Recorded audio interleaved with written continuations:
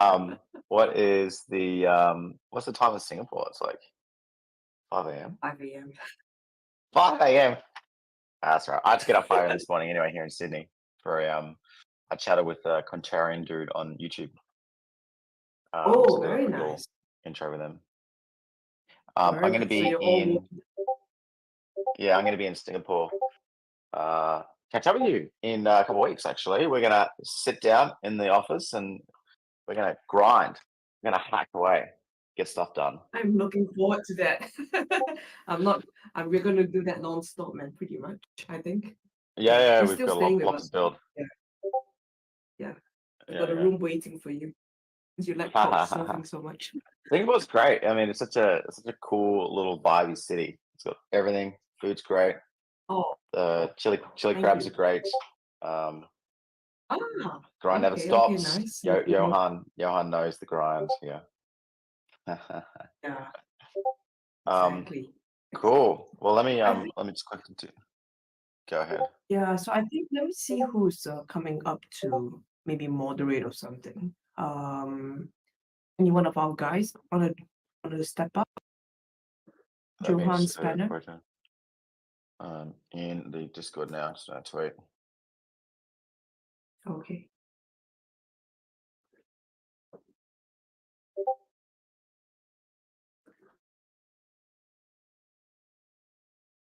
Hi. Hey, JP, Crystal, good to see you. Sorry, I was Hey. typing. No I'm stress. kind of at the Hello. other end of the day now. It's 10 p.m. here, so it's still yesterday as far as you guys are concerned. Awesome. Awesome. Yeah. So don't tell me what I see you. happens like tomorrow. I want it to be a surprise. Yeah. Chris, how many So Discord members have you got? not as many, not as many yet. We're still growing it out, about 400 plus, I think. 400 some? 500. Closing in on 500. But we've also got quite a few people tuning in over on Bull Plus. Live on the platform. Yes. Yep. Yeah, on the platform. Yeah, this is going out on Bull Plus as well and Twitter, I think. Awesome. Yeah. All right. all Well, over when the you guys are place. ready, I just did a tweet there. Well, the 420 in the Discord are going to get some alpha here today. That's the that's the benefit. Yeah, I mean, asymmetric information is everywhere, right? that You is just got to true. go out and find it. And we're going to go into the weeds of what we're going to do here. So I'm ready to get cracking. Right, let's get cracking. All right, Spanner, you want to lead us?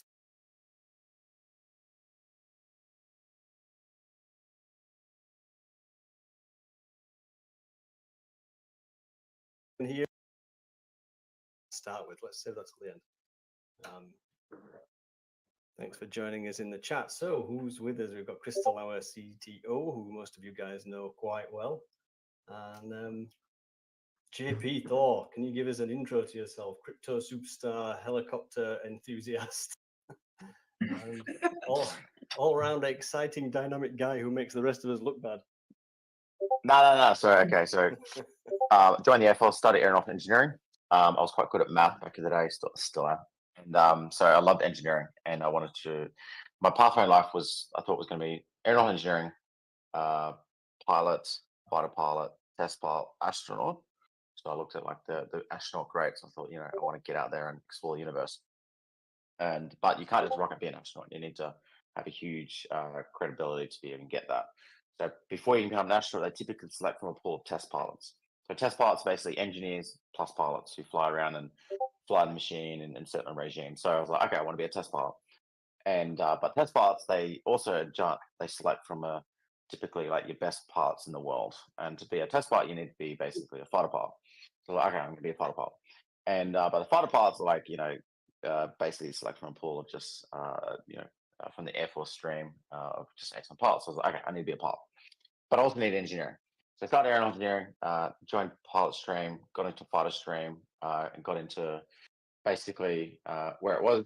So that took about 8 years of training to get there. So I was flying Hawk domestically, got into fighter stream, flying the F-18 Hornet.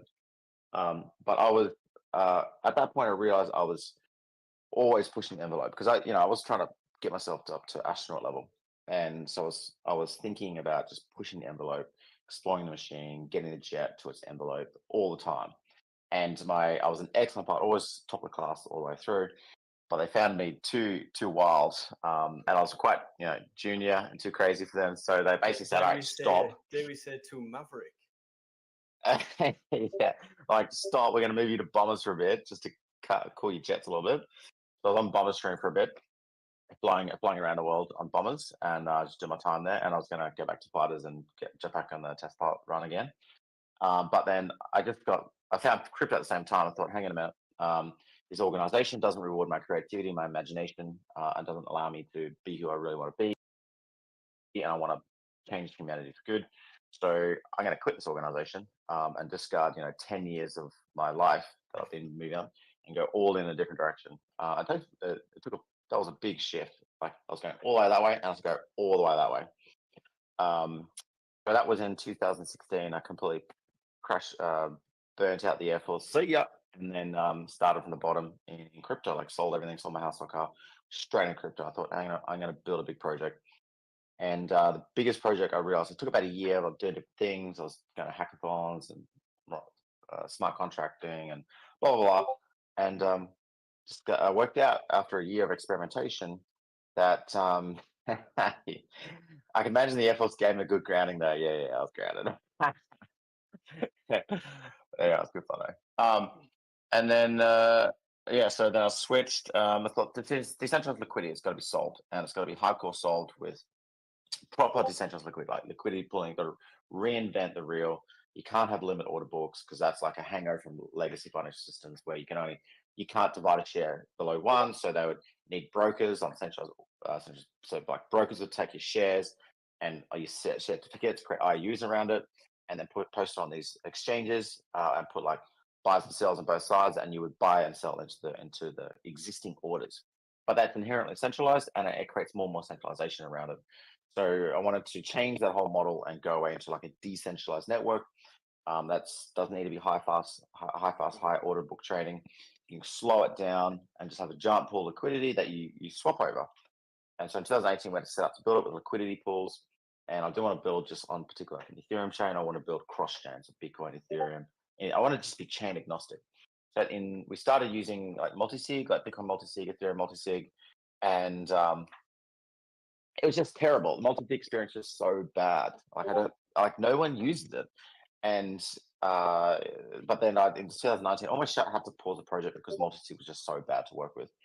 In 2019, we discovered TSS, the generic gold feather 18. Zengo, the wallet, actually implemented open source in Rust, and Binance had taken that open source implemented in Rust and put it over to Golang. And so we started building the Rust library, and then we switched to building the Binance library. That was 2019, and we just kind of like went test nets, and it kept working. Every single day, I wake up and go, "Does it still work? What do we need to solve today?" Expecting to fail, but we just kept solving the problems. And there's like a group of like 5 people around the world, and they know exactly who they are. If those 5 people hadn't been building that protocol at the right time, we would never have ThoughtChain, 100%. And like it literally, we built ThoughtChain with 5 killer developers, and we got it done. And that was like 2018, 2019, 2020. Single chain chaosnet, multi-chain chaosnet, just like solved all those hardcore problems that just get thrown at us. And then I went on this crazy run in 2021, and it was quite liquid. 2022, blah, blah, blah, 2023, 2024, rolling out features, so swap, savers, lending, certain room pool, streaming source, blah, blah, blah, wallet integrations, da, da, da. It's all happening. So anyway, that's a very quick, by the way, so the last 6 years as a dev in the Discord. So I pretended I was Lena, and Lena was a chick in the Discord. And I did that because for 2 reasons. One, I wanted to make sure that people only assess my information output based on the merits of my arguments and the quality of my memes. And just discounted who I was. I was just an avatar, but I would have to like critically analyze my information I was presenting. So it would disarm them, and also it would allow me to only present information, not try and build my own presence or my own brand and have people have prejudice against me. And I just wanted to present high quality memes and data. And I did that for 6 years. And I put all my energy in the ThoughtChain Twitter account. I deleted all my socials, and I just went hardcore. into building the ThoughtChain account up to 20,000 followers, where it is today. And as soon as the protocol was decentralized, so we just always discussed a thing called planned obsolescence. As soon as the protocol was decentralized, I was going to discard the Lena identity and come out and then publicly push it for the next 5 years.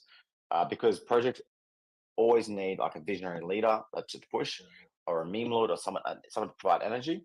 But if I did it when the protocol was centralized, then I would create all these kind of like centralized points of control that would never be able to sever myself from.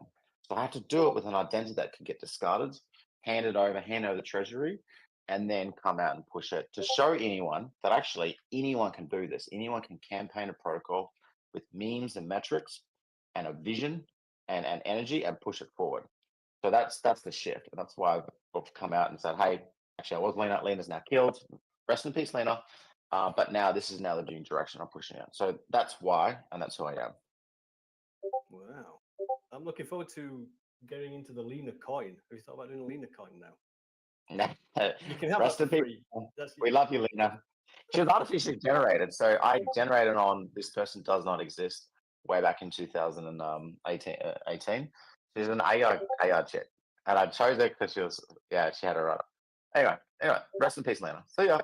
Actually, I still post under Lena in the ThoughtChain Discord just for fun. Yeah, I think wow, that was quite a whirlwind tour of JP Thor. Excellent. I think we'll look back. I keep thinking we'll look back on like 2015, 2016, 17, 18. That's going to be the golden age of blockchain. We'll look back in the future, like we say about comics. Comics in the 70s, golden age of comics. We'll know in time. Yeah. Okay. Yeah. So yeah, thanks very much for the introduction. So what I'm going to do is I'm going to let you and Crystal talk about blockchain, and then we've got a few other bits to run over as well, haven't we, Crystal? I think we're going to talk some more about kind of what's on the radar at Bolt the next maybe 6 months, and we'll take a look. Maybe Voltisig as well. We could take a look over that while JP's with us. I think that's interesting to look at. Some key areas of growth. So I think first though, I'm gonna drop back and let you and Crystal tell us all about how you're getting into Bolt and why. So thanks. Over to you guys. Awesome. Let's do it. Yeah. So thank you so much, JP. Appreciate you jumping into our AMA today. So I guess the first biggest question that everyone has: why did you come into Bolt OS and Bolt Plus? What's your grand vision to being a part of our journey? Cool. 3 reasons. The first reason is Crystal's presented to me the Bolt platform, and you cannot deny the numbers and the engagement. So there's millions of users with a massive distribution play, with massive partnerships, using this product in an online creator-centric manner with really good distribution. So about 3 months ago, I thought about buying a news station here in Australia because I want to build big. I want an audience, and I want to help communicate a strong purpose and vision for humanity into the future. But the old school legacy media is just old school legacy, and they will die. They can't reimagine themselves as purely digital and servicing the digital community. And the digital community is going to be rebirthed through platforms like Bolt, which are like Web3 first, digitally native, creator centric, and community focused. So Crystal rocks out with Bolt. I'm like, wow, it's got everything. It's got millions of users, great distribution, it's digital first, it's Web3 focused. It's right there. And just needs kind of like a strong push in the direction of activation of the user base. And then on a side, a friend of mine had come up with this really cool idea, which it's up to Crystal if we talk about it today. And so I quickly pitched Crystal this really cool idea to activate these users and get massive adoption very quickly. And she instantly got it. And we thought, hang on a minute, let's try it. Because if we solve this, then this could solve the creator problem, this kind of content distribution problem where people want to pay creators and creators want to get paid, but no one's really worked out how to do it effectively. And platforms are very, very greedy. and just like distribution partners take a huge cut. And then it's all tied up in legacy finance, so it's difficult to take payments and process payments and do cool things with that money. So Web3 solves all that, but no one's really truly built a proper Web3 creator-centric, community-oriented platform. So, but Chris and I are literally, after 20 minutes of bouncing forth these ideas, we just both clicked and we said, let's give it a go. Because if we pull this off, this could potentially be a complete rebirth in how content creators communicate and organize and pay each other with a community and bring the community on. So that's something that, if Chris wants to talk about, we can talk about. That's the second reason is. And lastly is Crystal's an amazing founder. I've known her for 8 years. I was going through my Telegram chat with her, and like we bounced stuff off each other since 2018.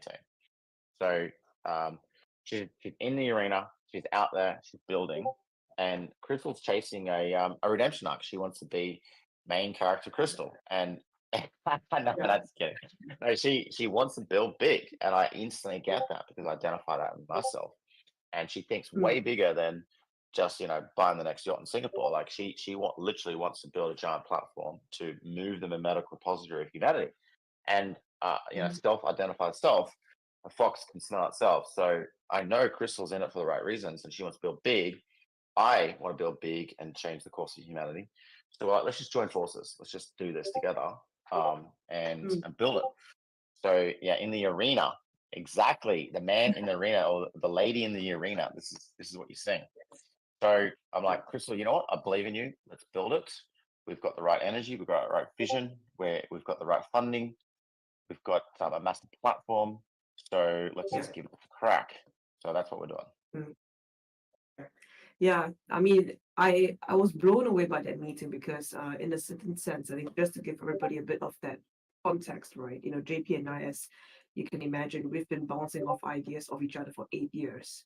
In fact, back in I think 2020 was it? JP gave me an amazing idea, which we should have done, but we didn't have all the resource in the team to do it. So I think back to present moment, right? As JP said, I am chasing my main character redemption arc at the moment. So we want to succeed and we want both OS to be the preferred choice for all creators out there. I think that's what we are here to do. So I'm really excited about JP coming onto our journey. He has a huge experience and he is there in the arena himself building all sorts of really cool products. We'll chat a little bit more about, Baltisig, his main brand Excel, and his thesis and how we're going to use OS as a platform to distribute a lot of the products that he's also working on right now. So let's accelerate together, as we say, in the arena. Yeah. So I think maybe let's go on to the next question. Yeah. So we're launching a new chain soon. As you know very well, we've been working on quite a few things together over the last couple of weeks, ever since you formally came on board our journey. So it's codenamed Boat Chain, so we just refer to it as Boat Chain in this conversation. So why are you bullish about Boat Chain and how that comes across together with both of us? I'll jump in as well, but feel free to share your ideas around that. So Ethereum L2s are, in my opinion, going to be extremely application specific. At this moment, the technology stack is kind of pseudo decentralized. It can be it can be quite centralized, but there can be effort to make it decentralized. I don't think there's going to be one L2 that does everything. I think Ethereum, the base layer, will be the main settlement layer for the core financial assets, and most of the world's financial assets for the next 10-20 years will actually become tokenized US treasuries, aka stablecoins. And so Ethereum, the base layer, is going to be really good at settling tokenized US treasuries, as all the world ditches their hyperinflating local legacy currencies and adopt a tokenized global standard of money. And that's an interim period. Eventually, everyone moved to Bitcoin. But anyway, for the meantime, we're going to tokenize US treasuries, stablecoins, and Ethereum's really good at that. But FL2s, there's going to be no L2 that's going to just be the L2. Like L2s are going to build in application specific ways. So Coinbase will use Base as a L2 to settle Coinbase IOUs through the platform. Same with optimism and Uptrim. They're all building different directions, and you will hop between the L2s, doing and you should be easily able to hop between L2s easily. Bolt chain, which is just a code name for now, is one such direction. It will be an application specific L2 in a certain direction, and we're going to steer it very quickly in the direction of content creators. So, for example, like Patreon or OnlyFans. I'm obviously not an OnlyFans user. I'm happily married. OnlyFans has lots of users, lots of money flowing around. OnlyFans could be an L2, right? And I'm just using it as an example because it's there's billions of dollars flowing to that platform every single day, and there are hundreds of millions of users, but they currently use a legacy financial system. And so OnlyFans could easily build, and they should eventually build an L2 to settle all those transactions in a very distributed, fast-oriented way. So that's an example. So OnlyFans will one day come up with an L2, and they should. YouTube should come up with an L2 to do all the creator content distribution. But before they do that, they are leaving the opportunity on the table.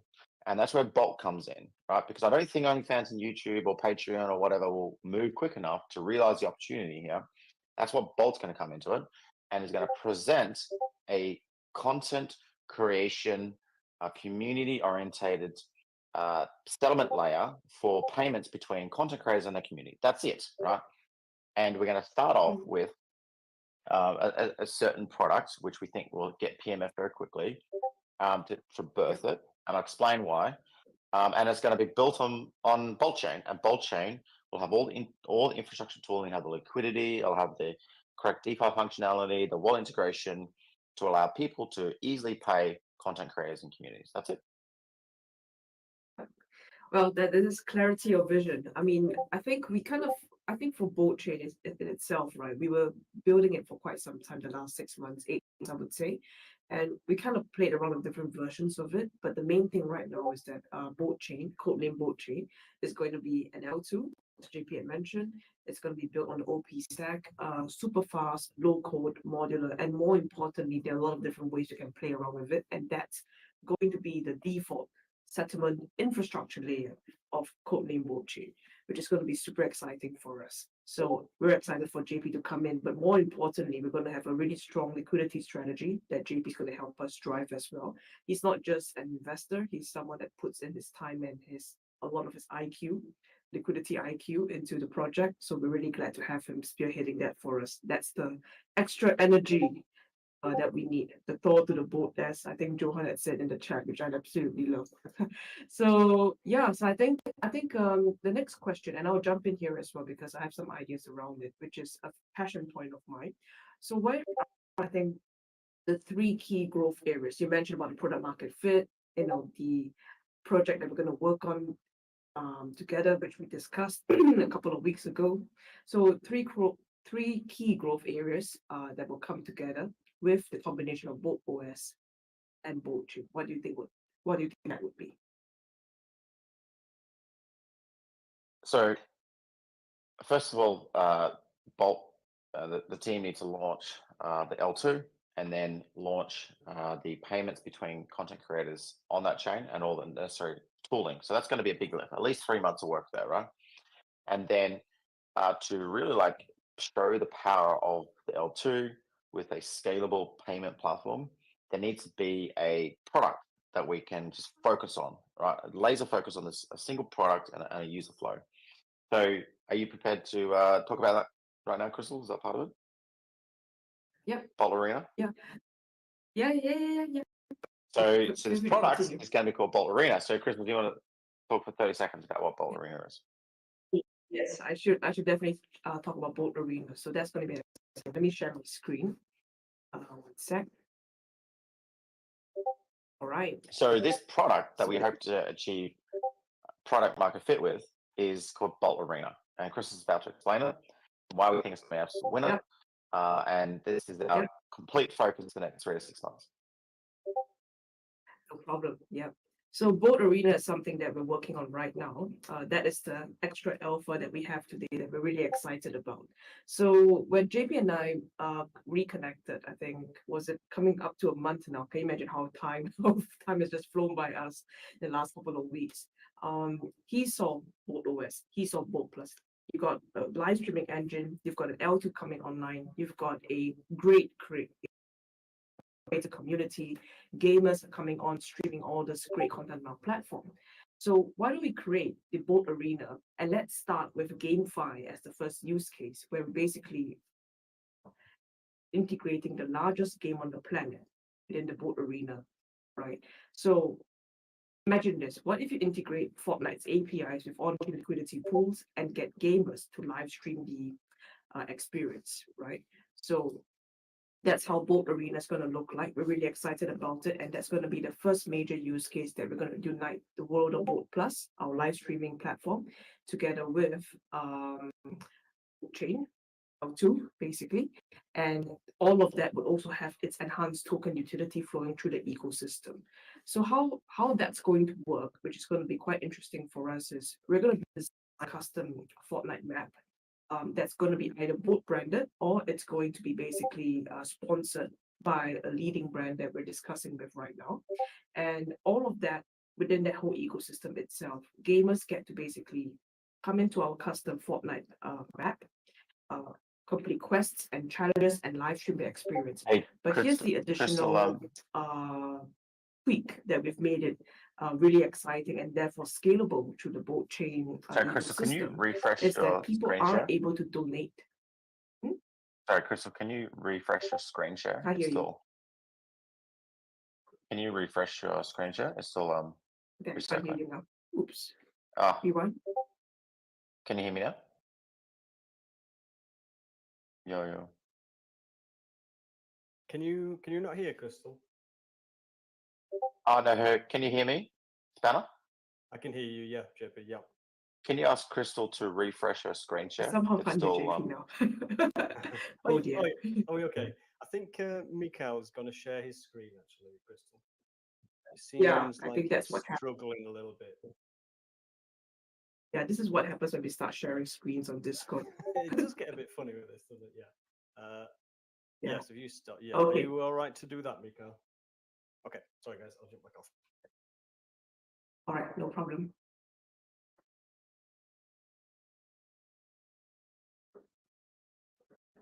All right. So while Mikhail gets the screen sharing sorted, so let me just continue as well. So imagine this: you come into boatarena.game, right? And you see that, say Mikhail and JP are playing a game right now, right? Playing Fortnite, playing this boat branded amazing Fortnite map. And you're thinking, you know what? Mikhail looks like an amazing gamer. He's going to crush JP in this game. Sorry, JP, no offense to you. And you know what? I'm just going to donate to Mikhail and basically make sure that he gets more motivation to win this game, right? So you would have that on-chain liquidity pool, and you can kind of see that Mikhail is getting more and more and more and more and more donations, right? And let's just say after the whole game ends, it's triggered by the Fortnite API. So it links back to our on-chain liquidity pool on board chain, and Mikhail wins. Sorry, JP. And guess what happens? So Mikhail gets the lion's share of the winning of all the donations within that pool. JP, even though he's a runner-up, he still gets 20% of that. But thereafter, all the remaining sorry, donations, Crystal, can you it's actually show split that up. So the community will Crystal? get a Crystal, can portion of the donations that come in, and after that, the platform gets some. I think I still can't hear. So can you go to the which next is not screen? good. Okay. Oh dear.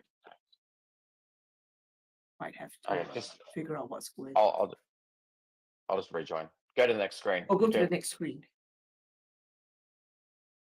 I think there is no more next screen though. Give me a sec. Let me just send this across to Mikhail. One sec.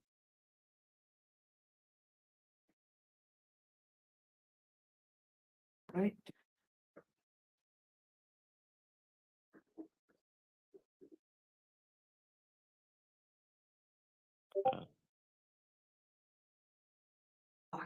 Difficulties, always a fun thing.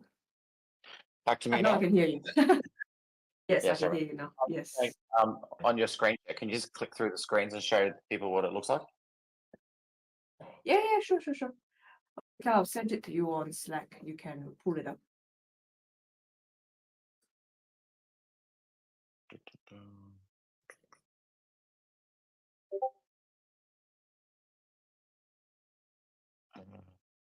Cool. So while the screen's popping up, so basically what I recognized back in 2006 and 17 is nobody wants to pay for people in crypto. Instead, they just want to bet and speculate and have peer-to-peer games, right? Crypto is just a giant peer-to-peer game, right? So that's when you recognize it's just a giant game, and people want to be entertained and speculate and bet, blah blah blah. So we're combining like these DeFi speculation degen features with everyone's favorite gaming experience, with everyone's favorite live stream and tweeting experience in a community arena. So you jump on, you see two people playing with each other, and in like a tournament style. So you start off like 5v5, and you get 4v4, 3v3, 2v2, 1v1, right? And you're betting on people winning at the same time. So you plus a person, so basically like donate or basically bet, right? And it's degen. So you're like, okay, is this person going to win? Bet into a liquidity pool, and the earlier that you bet that person, the more that you win. And if that person wins, then not only do they get paid, but everyone who bet on them to win also gets the payment. And the people who lost, well, they don't lose everything. They lose 80%, but I think we're going to let them keep 20%. So basically it's just a very fast. How long are these games? Like 20 minutes, an hour? We can just keep it fast. So you have lots of these streamers playing quickly, and you bet, and they basically need the audience to help them and support them. The audience can like donate like different in-game items to help boost them to win. So it's like the whole community can rally behind the favorite gamer and try and get them win. And if the community can help the gamer win in this kind of live stream tournament in the arena, then boom, everyone gets paid. So it's mixes degen crypto features with live stream crypto gaming features. So it's kind of like the merge of the two worlds together. And I think it's going to be a massive win because everything I've seen in the last 8 years says that degen crypto PvP gaming features what eventually, like the fact that you trade and you're 10x long a coin on BitMEX means like you're better. You're in the game, you're in the arena playing. And so this is going to be a winner. I 100% know it. And it's going to mean like the token that everyone bets on is going to be the new Plus token that Crystal will launch on the chain. And who cares about the volatility, because the game's only lasts 20 minutes. So like you plus. The pool is all mathematically done by liquidity pools. So it doesn't go in like a centralized database. It's not like credit cards and that nonsense. It's just plus. And boom, you win. So very fast, very quick experiences. Like the faster the better, the more the better. Anyone can rally behind, and it just solves all the content, the creator payments. The streamer gets paid, the community gets paid, and the platform gets a small 10% cut of everything. So, boom, that's how we're going to do it. And then the long-term growth strategy for it is we're like, imagine watching Arthur Hayes battle Buddy CZ, right? That could be a live stream Fortnite or whatever. Imagine like Elon battling, I don't know, Grimes or something on this platform. That's where it could eventually get. And like, can you imagine like people pulling in and backing? Oh yeah, like take the Arthur Hayes versus CZ. Can you imagine how many people would back those main arcs? And the game would last 1 hour, like, or 40 minutes. So like, it's just like those tournaments, those boxing matches between crypto guys. Like people rock up and they box and they fight each other. You know how like how much engagement that gets. Well, this is going to be way more connected, way faster, and way quicker. So that's the product, Bolt Arena. It's going to be the main product on top of this new Bolt chain. We're going to be laser focused on delivering it. We have a go-to market. We have our gamers ready. We have our users ready, and it's going to be full Web3. So go hand it back to Crystal. Faster, Crystal, go. No, thank you so much, James. Crystal, Crystal, I listen to everything on 1.5x. So podcast, YouTube, video, it's all 1.5x, and I talk at 1.5x, and you just get life done. Yeah. You get 1.5x done. Right, so I challenge you, talk at 1.5x and listen to everything at 1.5x. It's way better, so go. No problem.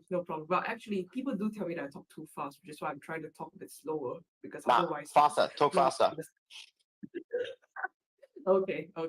Yeah, so, no, but I mean, thanks so much, JP. I really appreciate that. So I think where JP has kind of shared, right, is that we're starting with the whole GameFi approach first, because think about Boat Arena as one whole giant infra layer that basically is built on Boat plus Boat chain, and that's why we're Boat OS, right?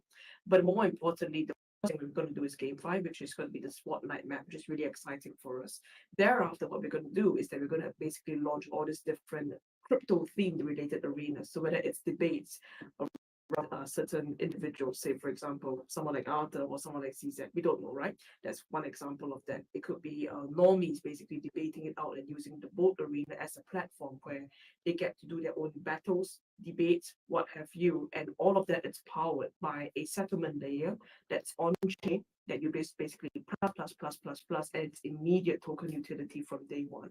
So that's something that we're really excited about, and building that off obviously together and on optimism, which is what powers Bolt chain right now, is the natural choice for us, because that's going to basically allow us to scale transactions super easily. It's fast, it's low code, it's modular. Thereafter, the roadmap for Bolt Arena, where we're looking at right now, is that anyone can basically launch their own arenas.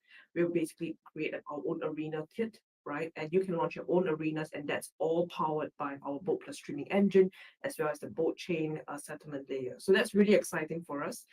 Naturally, JP is in charge of all of the liquidity strategy, how the pools are going to look like, what the calculations are going to be like. That's his area, and that it's really exciting us. And we're basically in charge of actually pulling the whole experience together, letting our streaming engine scale up. One thing that I'll also add is that over the last 6 years, when we're building out Bolt Plus and Bolt OS, we've deployed relay servers and really improved the latency of our streaming engine. So a fun fact is yesterday, right? The Bloomberg feed, on Apple TV, for example, because I have that on and I look at it, right, just to compare the latency of a streaming engine, their feed is actually 5 seconds slower compared to ours, which is actually quite a big deal for us, because as a huge media organization, but somehow this streaming latency is a lot slower than us. So for us, what we've done is we've optimized the streaming infrastructure and the latency and the responsiveness to everywhere around the world, deploying relay servers on all continents and the major markets that we service, whether it's South Africa all the way up to Europe. We don't have one in Antarctica yet, sorry, JP. Australia, the US. So I think all of that, is also something that we can bring to the table, which is exciting for us. But yeah, I mean, we're really excited about Boat Arena. So I think in terms of the next steps around it, and that is the big alpha drop for today. We're working on getting a POC live, and that's going to propel the launch of our Bolt chain mainnet. Hopefully within the next 4 weeks, we will share a closed beta for first our Bolt Plus creators, which is also going to be linked to the Bolt Plus creator airdrop that we're going to do in Plus tokens as well.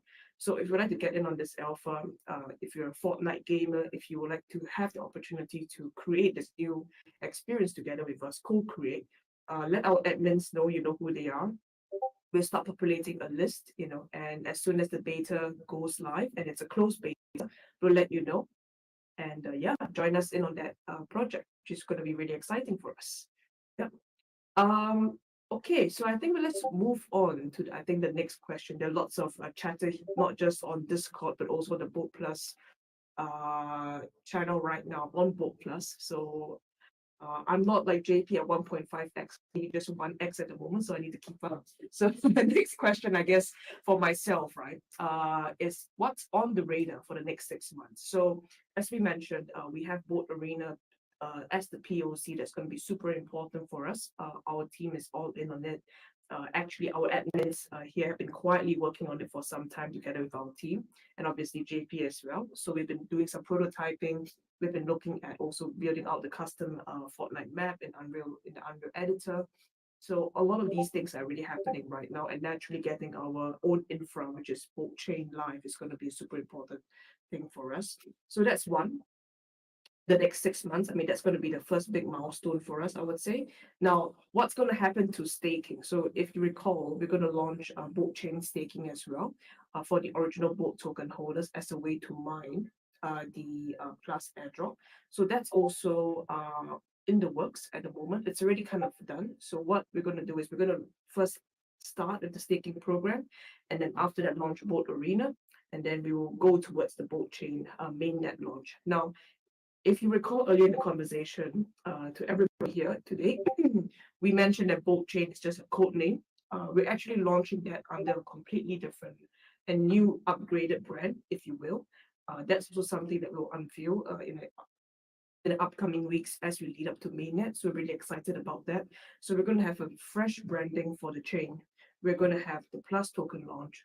One other thing as well that we're going to touch upon in the next question is that the Bolt token holders have two choices. Basically, they're able, if they like, they will for sentimental reasons, and if they love the name Bolt as a token itself, they can keep the token and allow it to continue, whatsoever. But there will also be an option for Bolt token holders to upgrade to the new token, which is Plus as well. So that's going to be really exciting for us, and I think that's something that we'll touch upon briefly. I think JP and I in the next question, because that's going to be the future of Bolt chain. I think briefly just to kind of share all of that. I think in terms of how we're going to actually launch codename Bolt chain, right? JP brought on board a really brilliant suggestion, and that's something that he's done quite a fair bit, over the last, I think, couple of years as well. I mean, his thing is liquidity strategies and how projects basically can get to that point. I mean, look at Thorchain right now; it's a top 50 project, but more importantly, besides it now being a 2 billion FDV project, JP has an ambitious and audacious goal to bring Thorchain to 100 billion. It might sound audacious and crazy to everybody, but I actually think that JP can pull it off. So the question is, where do you think, JP, how projects should actually launch towards mainnet right now, and what we're going to do together? So something that we're doing together with JP, it's something called a liquidity auction in preparation for Bolt Chain's mainnet launch. So over to you, JP. This is your area. Right. Yeah. So liquidity auction. Here we go. Yeah. So the current Bolt token needs to be moved onto a new chain, a new token, right? And this new token is going to be a rebirth of this protocol in a direction of an L2. So there's going to be a swap, right, from the Bolt to the new token. Can we call it Plus or whatever? It's Plus, whatever. So there's going to be a carve out, a token swap, and a kill switch. So ultimately, that old token needs to be discarded. So the Bolt will get swapped into this new token, which is an L2 token. And then to launch this protocol, we need huge amounts of liquidity to make all the bolting and the plusing work. So there's going to be a giant liquidity auction. Crystal's raising right now for this new L2. That's my investment into the new token and the new platform.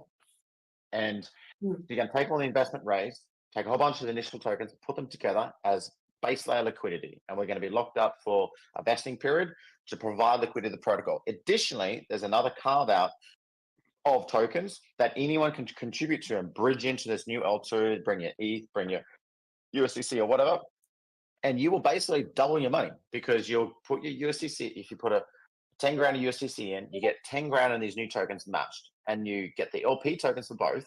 So you got 10 grand of USDC plus 10 grand of Plus, right? But you don't get it straight away. You get it given back to you slowly over like 12 months, right? And so as a result, we do a liquidity auction for this new token, and we want to raise a certain amount of TVL, so that the whole protocol, when it launches after 30 days, will have millions of dollars worth of liquidity. And so it's a deeply liquid chain. So we go from a really illiquid ERC20 that doesn't really do much to this massively liquid new protocol L2 Plus token. And we launch the game, the Bolt Arena game, and we have like 4 weeks of these crazy announcements. And Crystal's not going to tell them what those announcements are yet, because she's holding them as joker cards, but they are really big announcements. And boom, boom, boom, boom. 4 weeks later, the kill switch starts. We kill off the old token. Anyone that doesn't upgrade in that kind of 30 to 60 day window will basically seed up their tokens, which will become the lifetime incentives for this new protocol. And so the people who have just left and abandoned this project will basically be giving up their tokens for people who are supporting this project. So anyone watching in here now, you want to be accumulating your Bolt, getting ready for the token swap, because there are going to be people who won't swap, and like you're basically earning those tokens back. And this protocol will be deeply liquid. It will be launched. It will be fairly valued. It will be correctly priced, be a low FTV to start off with. And we're going to grow it up to have hundreds of millions of users doing billions of swaps and creators and whatnot. And this project in the next kind of 5 years is going to go hard in the direction of content in like gaming. There's so much potential with what creators and money and content can do together, right? There's a streaming platform. There could be like a Patreon, OnlyFans style platform as well. Kid friendly. Not bad. Not a bad style. OnlyFans didn't start off with in the direction it's today. It started off with just like a Patreon for fans, right? So we're going to build that direction. People love supporting the favorite content creators, and so we want to build all the tools and the payment infrastructure around that, and like Patreon or these kind of GoFundMe's and donations as like part of that. So everything to do with streaming, AI, content, news, media, everything is going to be pumped through Bolt and this new direction, and it's going to be on a new chain. So that's the 5-year vision. Crystal's got the metal to do it, the tenacity. Yeah. She's got the funding now. This is a $1 billion platform, 100%. And I'm in to make it big. I want to be part of it every step of the journey. And so in 5 years' time, when it's got billions of users doing billions of transactions, I can be there and say I helped. Yes, exactly. Well, he's certainly part of the founding team now, I would say, of the whole new change. We're really excited about that. I think we're getting a lot of different questions coming in naturally from people who hold the Bolt token on things like swap ratios and how the tokenomics are going to work, how the linear vesting is going to work. So all good, everyone. I think the main thing right now that we need to focus on is that this is going to be part of a much bigger ecosystem. And what's really important here is that we're going to $1 billion liquidity protocol. That's the goal, that we're not going to get out of it for anything less. And I don't sleep very much already, so there we go. I think that's going to be super important for us. We want this platform, this new chain, to basically facilitate billions of swaps, have a huge TVL from day one, and that's why liquidity auction and the liquidity strategy makes complete sense, because this allows us to actually get there even without the first major centralized exchange listing, because that means, in a sense, that our liquidity is in our control.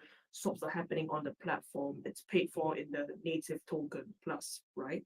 And we will basically announce all of the related tokenomics, and liquidity strategy as we lead up to the mainnet launch. It's all being finalized right now, but I'm excited about it.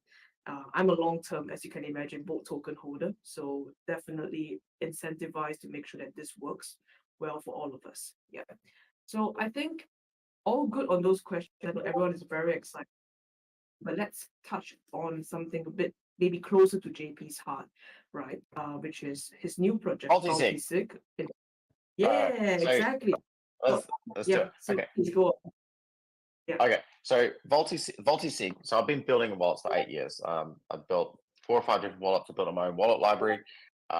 Because wallets are the future of self-custody, and you need to be really good at banking yourself and moving your money around. But wallets suck. And because all single signature, and I was looking at these stupid things here today, like these ledger devices. I mean, it looks like a freaking hardware wallet. This is a single signature.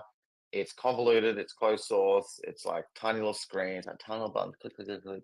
And these things suck, right? And you fly around the world, and it's like, oh, lose your ledgers, whatever. But with ThoughtChain, we built like this MPC protocol, fully open source, fully audible, blah, blah, blah. It's in the wild. It's the biggest MPC protocol in the world. And myself and one of my lead engineers for ThoughtChain, we got together and we said, let's take ThoughtChain CSS and stick it in a mobile app. That's what, like, and make it useful. So that's literally what we did. And 1 month later, we've got Multi-sig. So Multi-sig is basically MPC wallet. So, and Crystal's got it as well. So it supports all the chains and more. We can add them very quickly. But fundamentally, when you create one of these vaults, you need two or three devices. So the MacBook that I'm talking on right now, with an iPhone or an Android phone or a web app, you get together to create a new vault. And the vault is not single signature. So if you go here and look, these are my vaults right now. So you just go add new vault, create new vault, and then you can see like I need 2 or 3 devices to create a new vault. And I can basically spool up a vault. I just quickly go start, and away we go. And then boom, I can pair it with this phone. Now, when the vault is created, the vault itself does not hold any funds. Like, as in, like this vault share does not hold any money. So I can send myself the vault share. I can email it to Crystal. I can download it, print it out. I can sort it online because it doesn't hold any money and it's completely offline. Off chain. And when I want to send some money, so I'll just send myself some ETH in this transaction. So I'll just paste in, boom, and I'll send 1 ETH, whatever.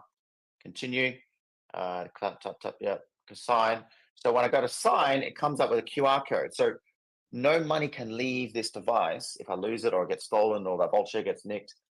No money can leave it, right? Until I pull out my second device, which can be an iPhone, Android, MacBook, even an Apple Watch, and pair it to this device. So these two devices, the watch and the phone, or the watch and the MacBook, or the MacBook and the Android, need to be online, in person, connected, right? Doing a transaction. It's like two-factor to send your money out. So you can't get stolen. Like you lose one device, nothing's happening, and it's redundantly packed up. So Multisig is the future of wallets. By the way, no one's built this before. This is new hardcore tech that we built ourselves, and it means you can throw out your ledger devices. You can throw out your basically you should move all your money from single signature. This is single signature. A single private key stores your money, right? And this money, this private key can go to ledger servers with just pushing new firmware to your ledger, and you click an update. So move all your crypto away from single signature, wherever that is, into like a Multisig. And Multisig can work with all your existing wallets. There's no reason why you can't have one of your devices be like ThorSwap, a Ledger Live, or MetaMask, and the second device being Multisig. It's actually safer that way. And to have two different platforms or protocols or products, two different apps, right? Because if it's more redundant. So that's what we're going with Multisig, is making an open source global standard and helping people move all the money away from these single signature, very dangerous wallets into this multi-signature, this Multisig world, where it's like a vault for your crypto. It's two-factor. So that's Multisig. You should download it now. It's live on iOS, Android within 2 weeks. Move your money in. It's audited. It's safe. It works. Just don't even think twice. Just move it in there. I'm moving all my portfolio with hundreds of millions of dollars into there. I'm moving the Thorchain Treasury into there, the TradeForge Treasury, the Multisig Treasury. I'm working with 15 different funds and treasuries. Everyone's moving over to Multisig. It's way safer. You have zero excuse after this to keep your funds on a single signature wallet. You have zero excuse. By the way, there's going to be an airdrop of Multisig in 12 months. So if you want to be get a free airdrop, move your money over. It's that simple. And I am the founder. I am building this product for me as a crypto user of 11 years now, as a funds manager. I'm raising $1 billion for my new fund. I've already got a fund. I manage the Thorchain Treasury worth $200 million. I manage the Multisig Treasury to help manage TradeForge Treasury. Like, I am the right person to build this product for me, and everyone else gets to come along for the journey, right? And it's my credibility at stake, and I'll build the best goddamn wallet for you.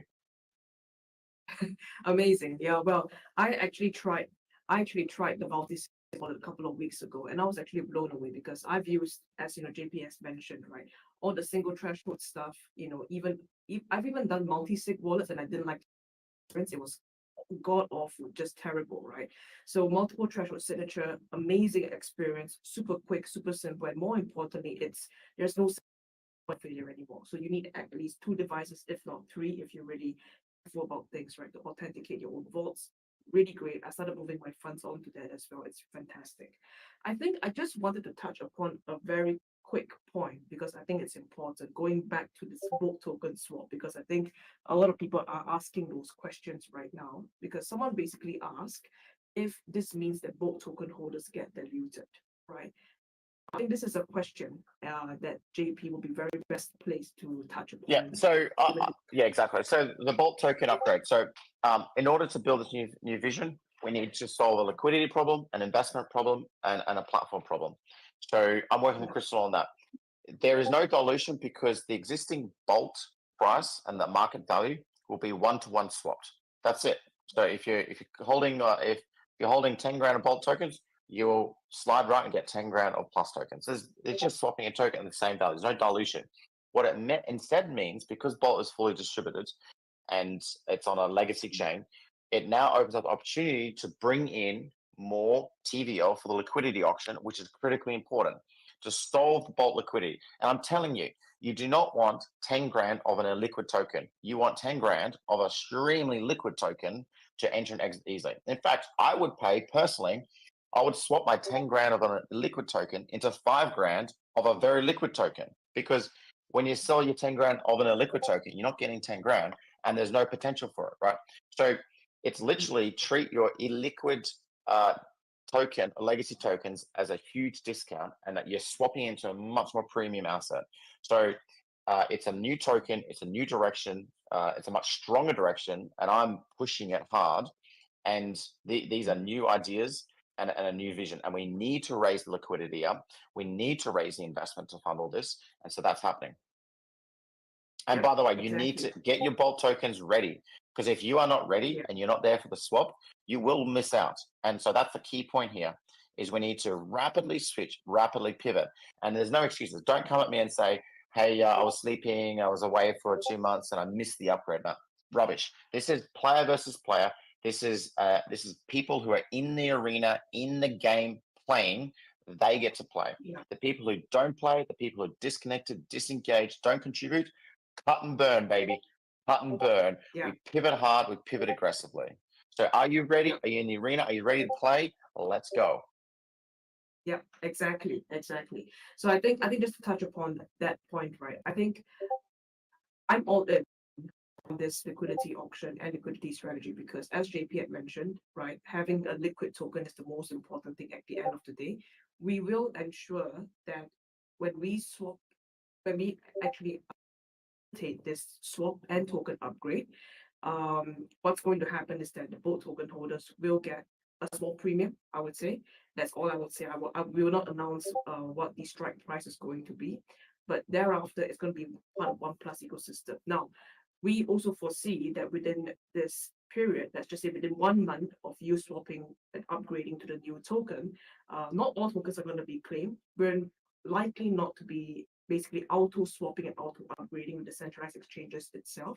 So you have to take out your tokens and you have to upgrade manually yourself on our own DEX, basically on our own swapping exchange. So what you have to do then after that is that once everything gets swapped over, done, any unclaimed tokens actually goes back as emissions back to the community over the period of the next 6 years as well. So that's something that's very important to also share, because unclaimed tokens are going to be redistributed back to community in the form of staking yield. Yeah. Okay. So there's quite a basically, the people who upgrade and follow this journey are going to get the tokens of the people who don't upgrade. Simple as that. You got to be in the arena. You got to be engaged. Done.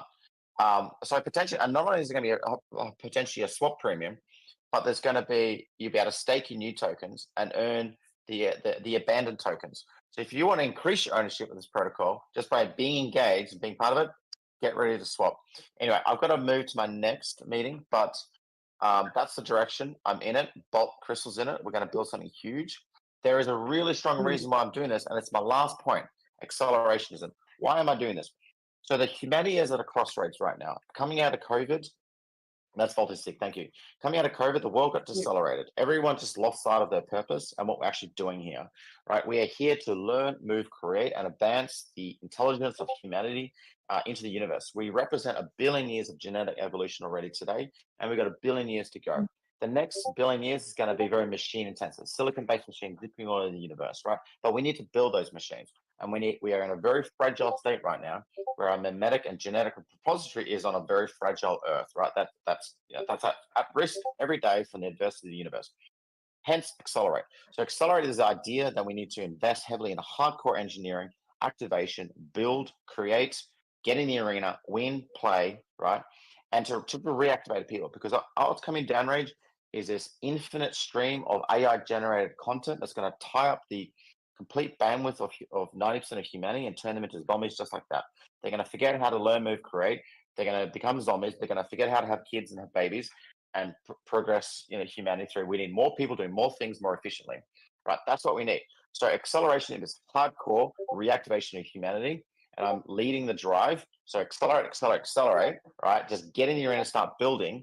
And so over the next 5 years, I want to build this platform, and I want to build a team of A-cells. Like everyone in the Bolt arena will just help me accelerate and help themselves accelerate. And we're accelerating humanity and we're rewarding content creators because the only edge we have against the bots is our ability to create with our own intelligence and observations of the universe. So what's key with Bot Arena is rewarding creators for creating. That's it. Because if we don't reward the hardcore humans to creating, the bot's going to beat us and they're going to create far more crap than we are and tie up the resources. So we're rewarding hardcore creators now and we're building a platform to do that. So that's why that it all ties in my vision for reactivating humanity. That's why I've made a large investment. That's why I'm spending my time and resources. And that's why the next 5 years, Crystal and I are going to blow up this platform to have billions of users doing billions of creator content payments and to spread the hardcore accelerationist movement. So step one, accelerate. Let's go. All right. Thank you so much, JP. We buy in certainly onto the Accelerate vision. And I think on behalf of not just the boat team, but certainly my co-founder as well, who's on the chat right now, Jamal, I think we are thankful to you to being a part of our Boat OS journey and accelerating together with us. And we can't wait to take our liquidity protocol and our entire chain to 1 billion PVL. Let's go. Thank you so much, JP. It's a pleasure having you here and all the best for your next call. Thank you. Bye. Accelerate. Okay. See you soon. Accelerate. All right. Thank you to JP. I would say maybe Spanner something. You want to close this out? So everyone, that was very intense and that was a lot of information shared. I know. Right. It's 11 p.m. here. There's no way I'm going to get to sleep tonight now. That was hardcore. JP is very hardcore and he talks a million miles an hour, but we love him for it. That's the energy that we keep, right? Hey, but he takes you with it. Yeah, that was yes, I think I'll tell JP that. Yeah. Dude, you said 1.5x. That was 150 miles per hour. That was, yeah. 1.5x must sound really slow to that guy. Yeah, Take exactly. a look at there's one or two questions. There were a couple for JP, but I think he may have answered them already. But we've got one or two more. Should we have we'll do a couple of those and then we can sign off? Sure, no problem. Let's see. Will we ever see Bolt on Thor decks? That was probably one for JP. He's not with us now, is he? Yeah, I don't see why not. Yeah. This is another one we probably don't quite have an answer for yet, but Crypto Ben's asked, when does Bolt Chain go live? Yeah. So it's actually ready to go live, but we want to kind of pull together Boat Arena, and certainly we want to pull together the liquidity auction mechanics and the liquidity strategy as well. I'm just laughing because I think people are now saying that we're both speaking in slow mode. I feel like I'm thinking in slow motion, Anwar. Never mind talking. Yes, this is what happens when you discuss stuff with JP, which I do quite often. He does talk at a million miles per hour. Yeah, I think I used to think that I talk fast, and then when you talk to JP, you realize that you're talking slowly. Everyone else is talking slowly. I know, right? I can't remember what was said, but I really loved it. Yeah, exactly. Yeah, no, but I think sorry, what was the question again, Spanner? I think. But yes, when is the main event? Yeah, absolutely. Yeah. So blockchain is actually ready to go live, but we are basically, I mean, as you all know, it's already on testnet. We've done close to 85,000 transactions already. So my suggestion is keep working the blockchain testnet because we will also airdrop plus tokens to people who have been supporting us from day one on the blockchain testnet. Super important on that front, right? So all the infra and everything has been built. We've built our dEX. We've built the settlement layer, right? We've built the staking UI, all the smart contracts, claim, everything, all that is already done, right? So the infra is done. Now, it's not enough to just, okay, it's done, let's launch it, and then the token price will move, and we will post, we will publish, and we'll pray. That's not going to happen. What needs to happen is that we need to have a liquidity strategy, and I think no one else is best placed to lead that than our very own JP because he's done it. He's taken door from 0 to 1 billion, 2 billion now actually. So that's what he's done, and we're gonna be involved together more than happy to be day-to-day involved in this project of ours. So I think that's one. The second thing is we need to launch Boat Arena as a POC. So as we've mentioned before, we will start setting up whitelists for not just the Plus airdrop, but also the Boat Arena testing, the POC, because we want it to be a closed testing for our creators first and foremost. And naturally, the Plus airdrop is going to be a part of that. I think one thing that's going to be very important as we start laying out how the boat chain tokenomics and everything is going to look like. Everybody loves talking about tokenomics, but I actually don't like that liquidity strategy and how the economy basically looks like. But that's my personal view. What I would say is that we will also start portioning out different parts. So, for example, system income from swap fees, staking fees, right? Swaps and everything else. All of that will be distributed back to either one, people who stake the Plus token, two, people who basically are creating content on Boat Plus as well. So we will have our own creator ecosystem fund that's driven from that. So, and there's, I think, one very important point as well is that there's going to be only a fixed supply of Plus tokens, right? And it's going to be far less than 1 billion from our estimates right now. We've been doing quite an extensive modeling around that. So keep the focus on that. I think that's going to be very important. Yeah. So we are all going to be a part of this greater strategy to basically propel our TVL and our growth to that billion that we know we can be. We've never said it with such certainty before, but I think now we have all the elements to pull it together, and we will be able to make that happen. Yeah. Yeah, that's good. Okay. I think it's 11 p.m. Yeah, I think that answered Alexander's question there as well, actually, that you just asked. So that's good. Yeah, keep hitting the test net, Alexander. Yeah. So put it this way, we are going to go from a $10 or $11 million market cap now to setting our sights and not stopping until we hit 1 billion. That's what we want to do. Yeah. And as you said, it's exciting that this is also going to be connected to people's the quality of people's activity on Boat Plus as well. So get streaming too. Plenty of reasons to do that. Let's just pick a couple more questions and then we'll call it a do. So this is an interesting one from Boat Shred. Will Boat support OnlyFans style streamers? And I did double check with him about this, and he is talking about adult content. I thought we would ask just so that we can kind of put that aside. Yeah. No, all good. So we are deciding on a couple of things right now in terms of how we are also positioning our chain, right? So I'll touch quickly upon that as well. So because that has been an ongoing discussion, Jamal, myself, and JP and a few of the other funds that are coming in on our journey together. So we're not GameFi, we're not SocialFi, right? We're not even really StreamFi because that's too narrow on what we're doing. We are, because everybody loves to bucket projects into sectors, right? I think our sector is going to be a layer 2 DPIN. Now, what's DPIN? DPIN is decentralized physical infrastructure network. Go Google it and learn about it. DEPIN. So we're going to be a DPIN, basically, where we basically